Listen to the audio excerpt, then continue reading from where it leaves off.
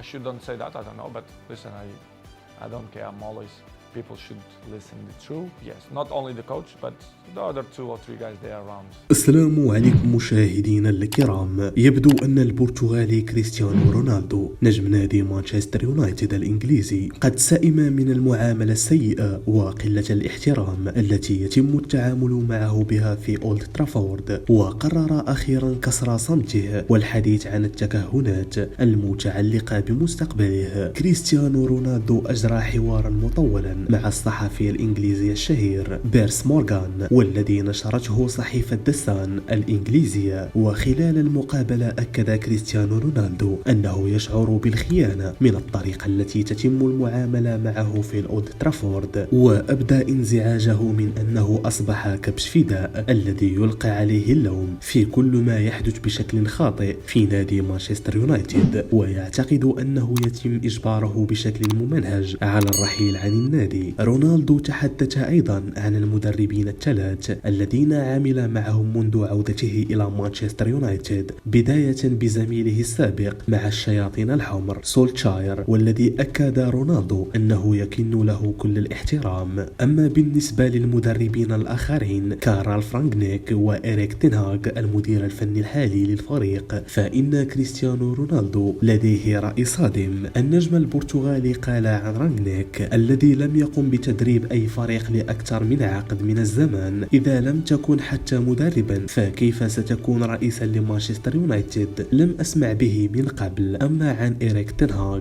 الذي أوقف رونالدو في أكتوبر الماضي لرفضه المشاركة كبديل في الدقائق الأخيرة ضد نادي توتنهام، وقال رونالدو: أنا لا أحترمه لأنه لا يظهر لي أي احترام. إذا لم تكن تحترمني فلن أحترمك أبدا. وتطرق رونالدو إلى الانتقادات التي وجهها له زميله السابق واين روني، حيث قال: لا أعرف لماذا ينتقدني بشدة، ربما لأنه أنهى مسيرته وأنا لازلت أمارس في أعلى مستوى. قبل أن يضيف ضاحكا: لن أقول إنني أبدو أفضل منه، ولكنها الحقيقة. النجم البرتغالي كريستيانو رونالدو شدد على أنه لم يلمس أي تطور في نادي مانشستر يونايتد سواء في المرافق أو في ملعب التدريب منذ رحيله سنة 2009 وحتى اليوم، وقال أن مستوى التطور في النادي يبدو منعدما منذ رحيل سير أليكس فيرغسون. لم يحدث أي تقدم في هذا النادي. وأرفد رونالدو أن أليكس فيرغسون يعرف أكثر من أي شخص أن الأمور لا تسير في الطريق الصحيح، وهو يعرف والجميع يعرف، ومن لا يرى ذلك فهو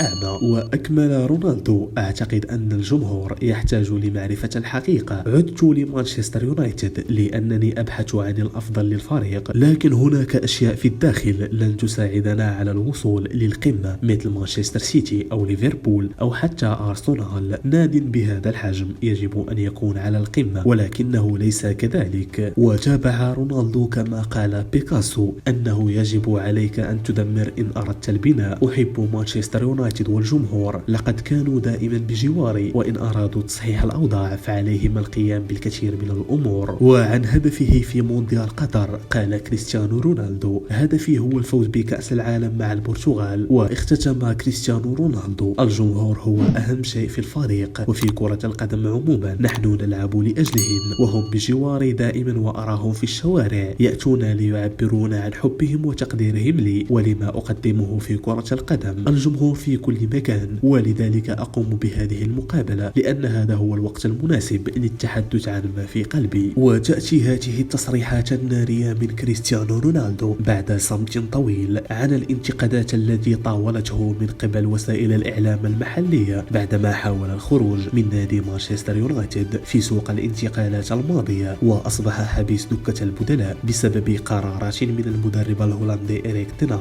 وبطبيعة الحال ستشعل التصريحات التي أطلقها رونالدو أزمة كبيرة بينه وبين النادي الإنجليزي، وربما سيرحل اللاعب عن الفريق بعد كأس العالم. في ظل هذه التصريحات تجاه المدرب الهولندي والنادي بصفة عامة، نشكركم على المشاهدة. لا تنسوا دعمنا بالاشتراك في القناة والضغط على زر الإعجاب ومشاركة الفيديو.